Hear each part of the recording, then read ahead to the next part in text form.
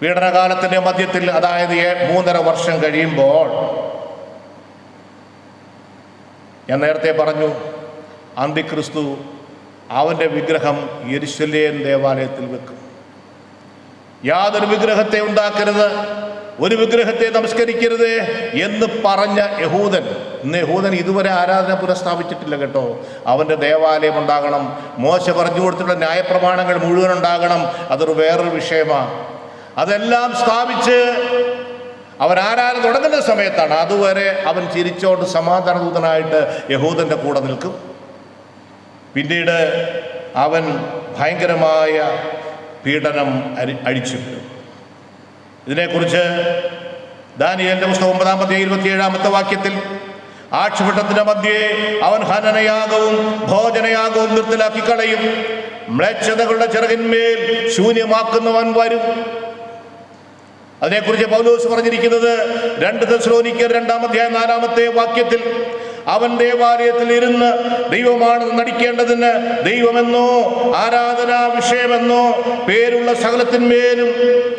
സകലത്തെയും എതിർക്കുകയും അവയ്ക്ക് മീതെ സ്വയം ഉയർത്തുകയും ചെയ്യും.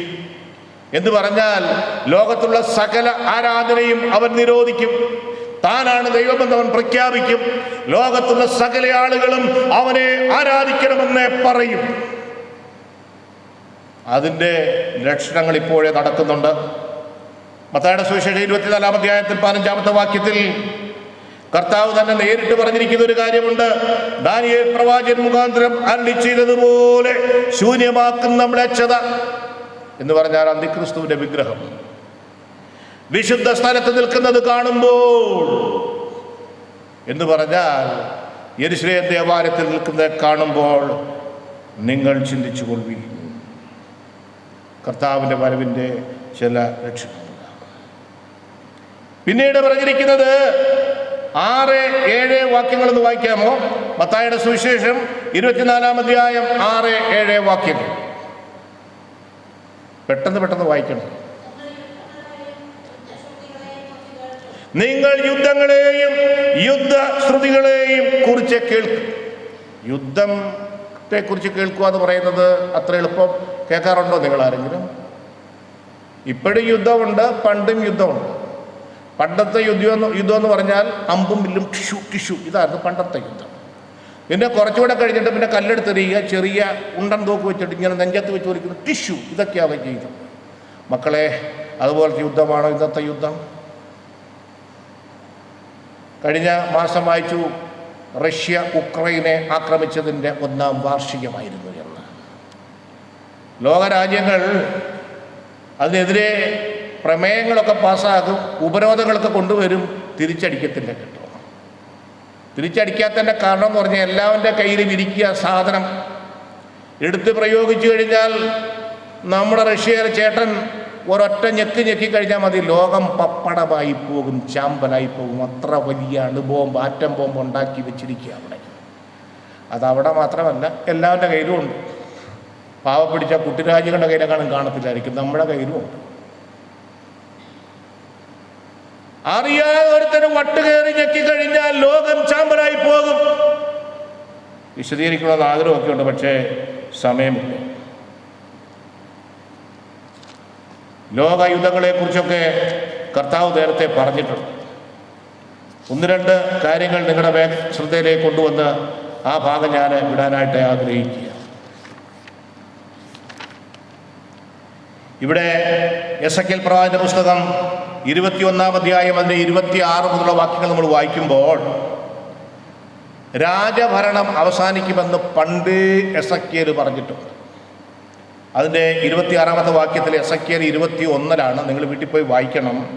ഞാൻ മകുടം നീക്കി കിരീടം എടുത്തു കളയും. രാജാവിന് കിരീടമുള്ളത്, ഞാൻ കിരീടം എടുത്തു കളയും. പിന്നെ ജനാധിപത്യത്തെക്കുറിച്ച് പറഞ്ഞിരിക്കുന്നത് 26-ാമത്തെ വാക്യത്തിലാണ്, ഞാൻ താണതിനെ ഉയർത്തുകയും ഉയർന്നതിനെ താഴ്ത്തുകയും ചെയ്യും. ഇന്ന് ആർക്കും മന്ത്രിയാകാം, ഏത് പാവപ്പെട്ടവനും മന്ത്രിയാകാം, MLA ആകാം, പഞ്ചായത്ത് മെമ്പറും ആകാം. പക്ഷെ പണ്ട് അത് പറ്റത്തില്ലായിരുന്നു. രാജകുടുംബത്തിൽ ജനിച്ചവന് മാത്രമേ രാജാവാകാൻ പറ്റൂ. അവിടെ പറഞ്ഞിരിക്കുന്നത്, ഞാൻ താണതിനെ ഉയർത്തുകയും ഉയർന്നതിനെ താഴ്ത്തുകയും ചെയ്യും. ദൈവത്തിന് സ്തോത്രം. ഇനി ലോകത്തിൽ 3 വേൾഡ് വാർ അല്ലെങ്കിൽ 3 ലോക മഹായുദ്ധങ്ങൾ ഉണ്ടാകുമെന്ന് വേദപുസ്തകത്തിൽ പറഞ്ഞിട്ടുണ്ട് കേട്ടോ. വേദപുസ്തകം തപ്പിപ്പിടിച്ച് വായിച്ചു നോക്കി അറിയാൻ പറ്റും. എസ്കേൽ പ്രവചനം 21-ാം അധ്യായത്തിന്റെ 27-ാമത്തെ വാക്യം. ഞാൻ അന്ന് അതിന് ശ്രദ്ധിച്ച് കേട്ടോണം, ഉന്മൂലനാശം ഉന്മൂലനാശം ഉന്മൂലനാശം വരുത്തും. അവകാശമുള്ളവൻ വരുവോളം അത് ഉണ്ടാവുകയില്ല, ഞാൻ അത് അവനെ കൊടുക്കും. ഉന്മൂലനാശം ഉന്മൂലനാശം ഉന്മൂലനാശം എന്ന് പറഞ്ഞിരിക്കുന്നതിനെ കുറിച്ച് വേദപണ്ഡിതന്മാർ പറയുന്നത് ലോക മഹായുദ്ധത്തെ കുറിച്ചാണ് ഉന്മൂലനാശം എന്ന് പറഞ്ഞിരിക്കുന്നത്. ഒന്നാമത്തെ ഉന്മൂലനാശം 1-ാം ലോക മഹായുദ്ധം. രണ്ടാമത്തെ ഉന്മൂലനാശം 2-ാം ലോക മഹായുദ്ധം. ഇനി 3-ാമതൊരു ലോക മഹായുദ്ധത്തിന് വേണ്ടി ലോകമിങ്ങനെ ഒരുങ്ങിക്കൊണ്ടിരിക്കുകയാണ്. അതിനെക്കുറിച്ച് എസ്കേൽ പ്രവചനം 38-39 അധ്യായങ്ങൾ പറയുന്നത് ഗോഗ് മാഗോഗ് യുദ്ധം. വിവരിക്കണമെന്ന് ആഗ്രഹമുണ്ട്, സമയമില്ല. ചുരുക്കത്തിലൊക്കെ പറഞ്ഞേക്കാം. ഗോഗ എന്ന് പറയുന്നത് റഷ്യയാണ്. റഷ്യ ഇസ്രായേലിനെ ആക്രമിക്കും. വടക്ക് നിന്ന് ഒരുത്തം വരുമെന്നാണ് പറഞ്ഞത്. നമ്മൾ മാപ്പൊക്കെ എടുത്ത് നോക്കണം, വല്ല പിള്ളേരൊക്കെ നോക്കണം. വേൾഡ് മാപ്പ് എടുത്ത് നോക്കിയാൽ ഇസ്രായേലിൻ്റെ പടത്തിൻ്റെ നേരെ മുകളിലാണ് റഷ്യയുടെ പടം കാണുന്നത്. അവിടെ നിന്ന് വരും. സമയമില്ലല്ലോ, ഞാൻ ആ ഭാഗത്തൊക്കെ വിട്ടുപോകാനായിട്ട് ആഗ്രഹിക്കുകയാണ്. ഗോഗ് മാഗോഗ് യുദ്ധം അവിടെ ഉണ്ടാകും. അതുപോലെ തന്നെ ഞാൻ നേരത്തെ പറഞ്ഞ ഒരു ഭാഗമുണ്ടല്ലോ, 24-ാം അധ്യായത്തിൻ്റെ 24-ാം അധ്യായത്തിൻ്റെ 29-30 വാക്യങ്ങളിൽ ആ കാലത്തിലെ കഷ്ടങ്ങൾ കഴിഞ്ഞാലുടൻ സൂര്യൻ ഇരുണ്ടുപോകും, ചന്ദ്രൻ പ്രകാശം കൊടുക്കാതെ ഇരിക്കും. അതിനെക്കുറിച്ച് വെളിപ്പാട് പുസ്തകത്തിൽ ചില വാക്യങ്ങളെ പറയുന്നുണ്ട്. 6-ാമത്തെ മുദ്ര പൊട്ടിക്കുമ്പോൾ ഞാൻ ഇന്നലെ പറഞ്ഞായിരുന്നു 7 മുദ്രകൾ, 7 കാഹളങ്ങൾ, 7 ക്രോധകലശങ്ങൾ പറഞ്ഞായിരുന്നു. അതിനകത്തെ 7-ാമത്തെ മുദ്ര പൊട്ടിക്കുന്ന സമയത്ത് സൂര്യൻ ഇരുണ്ടുപോകും, ചന്ദ്രൻ പ്രകാശം കൊടുക്കാതെ ഇരിക്കും, ആകാശ നക്ഷത്രങ്ങൾ താഴേക്ക് വീഴും, ആകാശം പേപ്പർ ചുരുട്ടുന്നത് പോലെ ചുരുണ്ടുപോകും. അതാണ് അവിടെ പറഞ്ഞിരിക്കുന്നത്. അതുപോലെ തന്നെ 8-ാം അധ്യായം 12-ാമത്തെ വാക്യം വായിക്കുമ്പോൾ 4-ാമത്തെ കാഹളം ഊതുന്ന സമയത്തുണ്ടാകുന്ന സംഭവങ്ങളെ കുറിച്ച് പറഞ്ഞിട്ടുണ്ട്. സൂര്യനിൽ 1/3 ഇരുണ്ടുപോകും, ചന്ദ്രനിൽ 1/3 ഇരുണ്ടുപോകും, നക്ഷത്രങ്ങളിൽ 1/3 വെളിച്ചം കൊടുക്കുകയില്ല, അവർ രാത്രിയിലും പകലും വെളിച്ചം കൊടുക്കുകയില്ല. ഇതൊക്കെ അവിടെ പറഞ്ഞിരിക്കുന്ന കാര്യങ്ങളാണ്. വേഗം ഞാൻ മുന്നോട്ട് പോകട്ടെ. യുദ്ധങ്ങളെക്കുറിച്ച് പറയുമ്പോൾ പിന്നീട് പറഞ്ഞിരിക്കുന്നത് ഫാമിൻ, ക്ഷാമം. യുദ്ധങ്ങളെക്കുറിച്ചും ക്ഷാമങ്ങളെക്കുറിച്ചും നിങ്ങൾ കേൾക്കും. ക്ഷാമം അവിടെ ഉണ്ടാകും. ക്ഷാമം എന്ന് പറയുമ്പോൾ യുദ്ധത്തിനോട് ബന്ധപ്പെട്ട് വരുന്നതാണ് ക്ഷാമം എന്ന് പറയും. യുദ്ധത്തിൽ സകലം നശിപ്പിച്ചു കളയും, പിന്നീട് ക്ഷാമമുണ്ടാകും. എന്നാൽ ലോക ജനസംഖ്യയിൽ ഒരു ദിവസം 10,000 പേർ പട്ടിണി കൊണ്ട് മരിക്കുന്നു എന്നാണ് ഒരു കണക്ക്.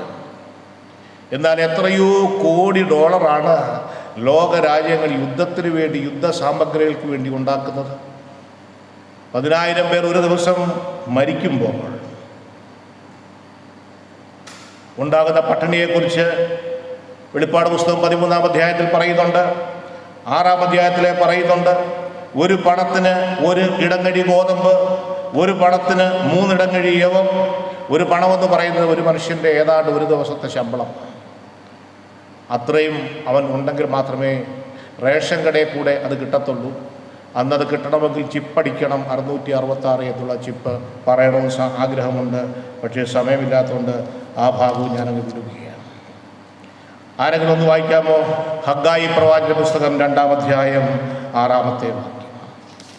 ഹഗ്ഗായി 2-ാം അധ്യായം 6-ാം വാക്യം.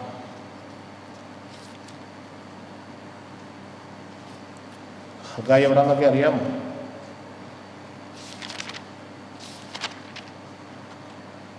ഞാൻ തന്നെ അങ്ങ് വായിച്ചേക്കാം. ആ,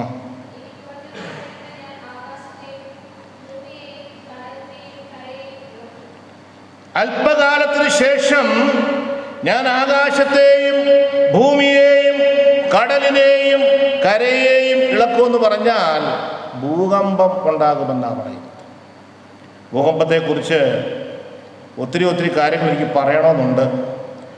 ഞാൻ ഇങ്ങനെ യൂട്യൂബിലാണ് എവിടെയോ ഞാൻ നോക്കിക്കൊണ്ടിരുന്ന സമയത്ത് എനിക്ക് രസമായിട്ട് തോന്നിയ ഒരു കാര്യം ഞാൻ നോട്ട് ചെയ്തുകൊണ്ട് വന്നിട്ടുണ്ട്. ഹഗ്ഗായി പ്രവാചന പുസ്തകം 2-ാം അധ്യായം 6-ാമത്തെ വാക്യമാണ്. 2ഉം 6ഉം കൂടെ ചേർത്ത് വെച്ചാൽ എത്രയാവും? എത്ര മോളെ? 2ഉം 6ഉം കൂടെ ചേർത്ത് വെച്ചാൽ 2, 6 എന്ന് പറഞ്ഞേ, ഇച്ചിരി ഉറക്കെ പറയാമോ? 2, 6 കൂടെ ചേർത്ത് വെച്ചാൽ എത്ര? 8. കൂട്ടാനല്ല പറഞ്ഞേ, ചേർത്ത് വെക്കായി 26. 2, 6 ചേർത്ത് വെച്ചാൽ 26. 26ൻ്റെ ഒരു പ്രത്യേകത ഞാനൊന്ന് വായിച്ചു കേൾപ്പിക്കട്ടെ.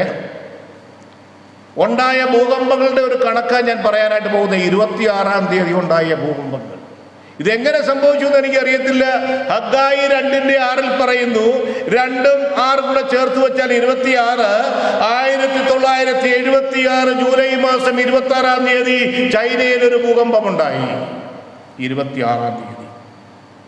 2001 ജനുവരി മാസം 26-ാം തീയതി ഗുജറാത്തിൽ ഭൂകമ്പമുണ്ടായി. നിങ്ങൾക്കൊക്കെ അറിയാമായിരിക്കും, ഗുജറാത്തിൽ ഭൂകമ്പമുണ്ടായി. 2004 ഡിസംബർ മാസം 26-ാം തീയതി സുനാമി ഉണ്ടായി. എല്ലാവർക്കും അറിയാമല്ലോ സുനാമി. എന്താ ഉണ്ടായത്? 2004 ഡിസംബർ മാസം 26-ാം തീയതി സുനാമി ഉണ്ടായി. 2005 മെയ് മാസം 26-ാം തീയതി ഇന്തോനേഷ്യയിൽ ഒരു ഭൂകമ്പമുണ്ടായി. 2006 മെയ് മാസം 26-ാം അതാ ഞാനിപ്പോൾ പറഞ്ഞത്, ഇന്തോനേഷ്യയിൽ ഭൂകമ്പമുണ്ടായി. 2010 ഫെബ്രുവരി മാസം 26-ാം തീയതി ജപ്പാനിൽ ഭൂകമ്പമുണ്ടായി.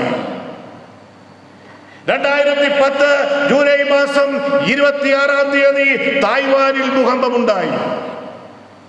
2015 ഏപ്രിൽ മാസം 26-ാം തീയതി നേപ്പാളിൽ ഭൂകമ്പമുണ്ടായി. ആ ഭൂകമ്പമൊക്കെ കാണാനും എനിക്ക് പറ്റി. ഞാനൊരിക്കൽ നേപ്പാളിൽ പോയായിരുന്നു. വലിയ അമ്പലങ്ങളൊക്കെ തടി കൊണ്ടിങ്ങനെ താങ്ങി നിർത്തിയിരിക്കുക. ഭൂകമ്പം കൊണ്ട് തകർന്ന് തരിപ്പണമായി പോയി. ഹല്ലേലൂയ! എത്രമാത്രം കാര്യങ്ങളാണ് ഇവിടെ ഇങ്ങനെ പറഞ്ഞിരിക്കുന്നത്. അതുപോലെ അന്ന് ലോകത്തിലുണ്ടായ ഈ 21-ാം നൂറ്റാണ്ടിൽ 2000 ആണ്ടിന് ശേഷമുണ്ടായ യുദ്ധങ്ങളുടെ അല്ലെങ്കിൽ ഭൂകമ്പങ്ങളുടെ ഒരു പട്ടിക ഞാൻ എഴുതിക്കൊണ്ട് വന്നിട്ടുണ്ട്.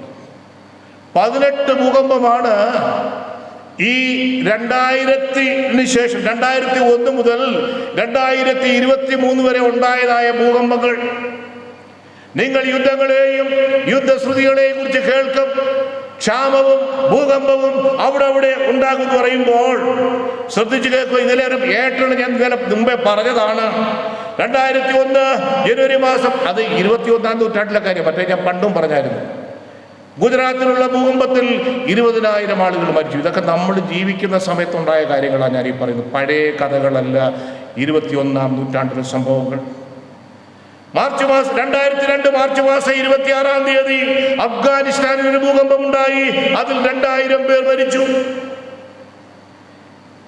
2003 മെയ് മാസം 21-ാം തീയതി അൾജീരിയയിൽ ഭൂകമ്പമുണ്ടായി. 2300 പേർ കൊല്ലപ്പെട്ടു. 2003 ഡിസംബർ മാസം 26-ാം തീയതി ഇറാനിൽ ഭൂകമ്പമുണ്ടായി. 34,000 പേർ മരിച്ചു. 2004 ഡിസംബർ മാസം 26-ാം തീയതി ഇന്തോനേഷ്യയിൽ സുനാമി ഉണ്ടായി. 2,28,000 പേർ മരിച്ചു. 2005 മാർച്ച് മാസം 26-ാം തീയതി ഇന്തോനേഷ്യയിൽ ഭൂകമ്പമുണ്ടായി. 1,300 പേർ മരിച്ചു. 2005 ഒക്ടോബർ 8-ാം തീയതി കാശ്മീരിൽ ഭൂകമ്പമുണ്ടായി. 87,400 ആളുകൾ മരിച്ചു. 2006 മെയ് മാസം 26-ാം തീയതി ഇന്തോനേഷ്യയിൽ ഭൂകമ്പമുണ്ടായി, 5800 പേർ കൊല്ലപ്പെട്ടു. 2008 മെയ് മാസം 12-ാം തീയതി ചൈനയിൽ ഭൂകമ്പമുണ്ടായി, 87,600 പേർ മരിച്ചു. 2009 സെപ്റ്റംബർ മാസം 30-ാം തീയതി ഇന്തോനേഷ്യയിൽ ഭൂകമ്പം വീണ്ടും ഉണ്ടായി, 1100 ആളുകൾ കൊല്ലപ്പെട്ടു. 2010 ജനുവരി മാസം 12-ാം തീയതി ഹെയ്ത്തി എന്ന് പറയുന്ന രാജ്യത്ത് ഭൂകമ്പമുണ്ടായി, 1,60,000 പേരാ മരിച്ചത്. 2010 ഏപ്രിൽ മാസം 13-ാം തീയതി ചൈനയിൽ വീണ്ടും ഭൂകമ്പമുണ്ടായി, 2,700 പേർ മരിച്ചു.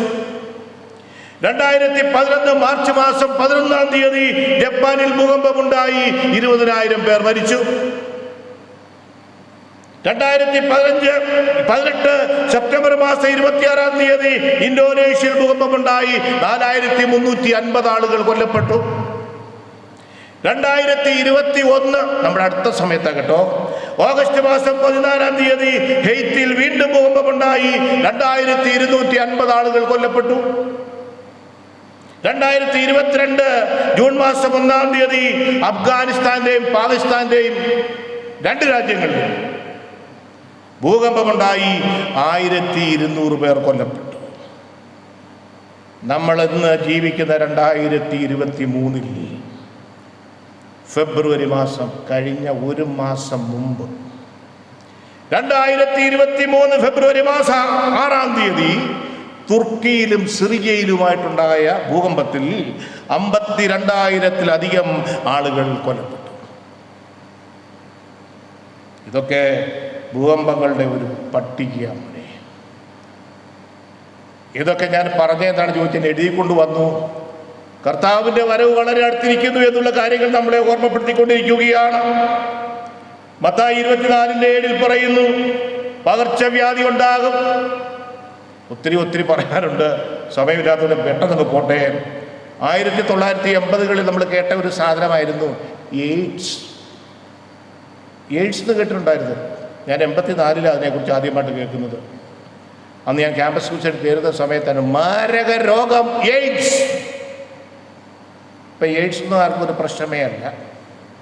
ഇപ്പോഴത്തെ നമ്മുടെ പ്രധാനപ്പെട്ട സാധനമാണ് ഏതാ? COVID-19.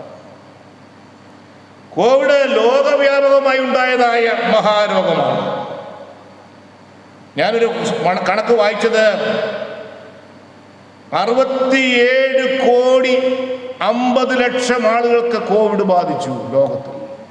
കഴിഞ്ഞ 2-3 വർഷത്തെ കണക്ക് 68,70,000 ആളുകൾ കോവിഡ് മുഖാന്തരം കൊല്ലപ്പെട്ടു. ഇതൊക്കെ സർക്കാരിൻ്റെ കണക്ക്.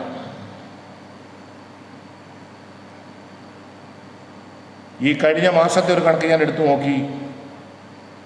28-ാം തീയതി മാർച്ച് മാസം 28, ഞാൻ ഈ ഭാഗമൊക്കെ ഞാൻ പഠിച്ചുകൊണ്ടിരിക്കുന്ന സമയമാണ്. അന്ന് 10,981 ആളുകൾക്കാണ് ഇന്ത്യയിൽ കോവിഡ് ഉണ്ടായത്. ഈ കഴിഞ്ഞ മാസം 28-ാം തീയതി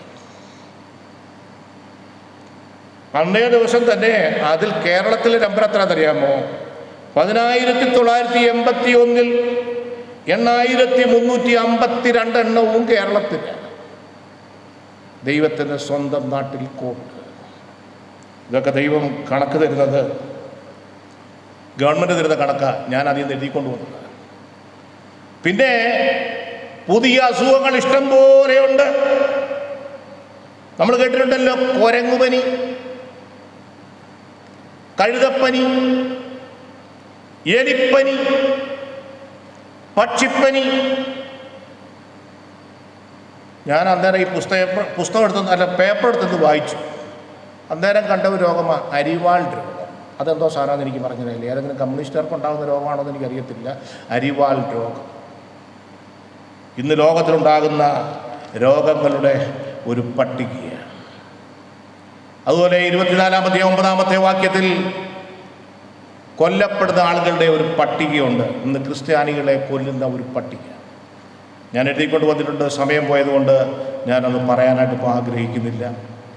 കഴിഞ്ഞ ഒരു വർഷം 2022 ജനുവരി മുതൽ ജൂലൈ വരെയുള്ള 6 മാസം കൊണ്ട് 300-ലധികം അക്രമങ്ങളാണ് ക്രിസ്ത്യാനികൾക്ക് നേരെ ഉണ്ടായിരിക്കുന്നത്. 2022 കഴിഞ്ഞ വർഷം പെസഹ വ്യാഴാഴ്ച 2022 പെസഹ വ്യാഴാഴ്ച ഏപ്രിൽ മാസം 14-ാം തീയതി 47 ക്രിസ്ത്യാനികൾ ഒറീസയിൽ പള്ളിയിലേക്ക് പോകുമ്പോൾ അവരെ പോലീസ് അറസ്റ്റ് ചെയ്തു. പള്ളിയിൽ പോകാൻ പാടില്ല. നമ്മുടെ ഇന്ത്യയിൽ നടന്ന കാര്യമാണ് കേട്ടോ.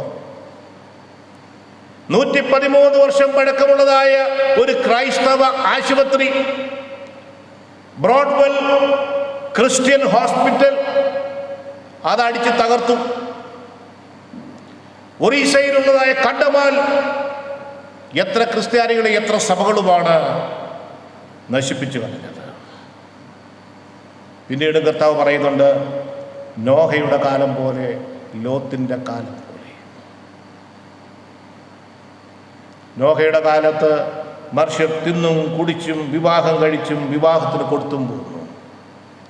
ലോത്തിൻ്റെ കാലം എന്ന് പറയുന്നത് നിങ്ങൾക്കറിയാം. പള്ളിയിലൊക്കെ പറയാൻ ഇച്ചിരി പ്രയാസമുണ്ടെങ്കിലും പറയട്ടെ.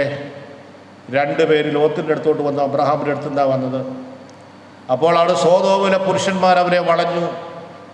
ആ 2 പുരുഷന്മാരെ ഞങ്ങൾക്ക് വിട്ടുതരണമെന്ന്. ലോത്ത് പറഞ്ഞു, പുരുഷൻ തൊടാത്ത 2 പെൺകുട്ടികൾ എനിക്കുണ്ട്, ഞാൻ അവരെ വിട്ടുതരാം. എൻ്റെ വീട്ടിൽ വന്ന ഈ ആണുങ്ങളെ മാത്രം ഉപദ്രവിക്കരുത്. അവർ പറഞ്ഞു, നിൻ്റെ പെണ്ണിനെ എനിക്ക് വേണ്ട, ആണിനെ മതി. റോമാലേഖനത്തിൽ അത് പറയുന്നുണ്ട് 1-ാം അധ്യായത്തിൽ. ബാക്കി ഞാനിപ്പോൾ എടുക്കുന്നില്ല. ആണിനോട് അവലക്ഷണമായത് പ്രവർത്തിച്ചു, പെണ്ണിനോട് അവലക്ഷണമായത് പ്രവർത്തിച്ചു എന്ന് പറഞ്ഞാൽ ആണിനെ കല്യാണം കഴിക്കണം, പെണ്ണിനെ കല്യാണം കഴിക്കണം. സാധാരണ ദൈവം നിശ്ചയിച്ചത് ആണ് പെണ്ണിനെ കല്യാണം കഴിക്കണമെന്നാണ് പറഞ്ഞിരിക്കുന്നത്. അതിന് വിരുദ്ധമായിട്ട് ഹോമോസെക്ഷൽസ്. കഴിഞ്ഞ ആഴ്ചയിൽ, അതാണ് ഒരാഴ്ച മുമ്പ് ഞാനിങ്ങനെ പേപ്പർ നോക്കിയപ്പോൾ, ഇന്ത്യയിലെ സുപ്രീം കോടതി ഇന്ത്യ ഗവൺമെൻറ്റിനോട് ചോദിക്കുകയാണ്, ഹോമോസെക്ഷൽസിന് ഞാൻ അനുവാദം കൊടുക്കണമോ എന്ന്. ഗവൺമെൻറ്റിൻ്റെ തീരുമാനമെന്താണ്? ഇന്ത്യ ഗവൺമെൻറ് അത് സമ്മതിച്ചില്ല. എന്നാൽ പാശ്ചാത്യ രാജ്യങ്ങളിൽ ക്രൈസ്തവ ദേവാലയങ്ങളുണ്ട്, ഹോമോസെക്ഷൽസായുള്ള അച്ഛന്മാരുണ്ട്, ഹോമോസെക്ഷൽസിന് വേണ്ടിയുള്ള പള്ളികളുണ്ട്. ഞാൻ വായിച്ചത് കാനഡയിൽ ഒരു ആൾക്ക് പട്ടം കൊടുത്തു, ഹോമോസെക്ഷലാണ് ആൾ. 15,000 ആളുകളെ സഭ വിട്ടുപോയി. ആ സഭ വിട്ടുപോയി. മക്കളെ, ഇന്ന് ലോകം എങ്ങോട്ടാ പൊക്കൊണ്ടിരിക്കുന്നതിനെ കുറിച്ച് നിങ്ങൾക്ക് വല്ല നിശ്ചയമുണ്ടോ? ഇതൊക്കെ ഇന്ന് നടക്കുന്ന കാര്യങ്ങളാണ്. നമ്മുടെ ഇടയിൽ, നമ്മുടെ കണ്ണിന് മുമ്പിൽ. നാളെ പേപ്പറിൽ വായിച്ചു, തൃശ്ശൂർ മുനിസിപ്പൽ 2002 വാർത്തയാണ് കേട്ടോ, ഡെക്കൺ ഹെറാൾഡിൽ വന്ന ന്യൂസാണ്. തൃശ്ശൂർ മുനിസിപ്പൽ കോടതിയിൽ ഒരു പെണ്ണ് കേസ് കൊടുത്തു, 20 വയസ്സുള്ള എൻ്റെ കൂട്ടുകാരിയോടൊപ്പം എനിക്ക് ജീവിക്കണം. കോടതി അനുവദിച്ചു കേട്ടോ. 2 പേരും കൂടെ ഒരുമിച്ച് ജീവിക്കാനായിട്ട്, ഭാര്യ ഭർത്താക്കന്മാരായിട്ട്. ഇതൊക്കെ കാണുമ്പോൾ ബാക്കിയൊന്നും ഞാൻ പറയുന്നില്ല.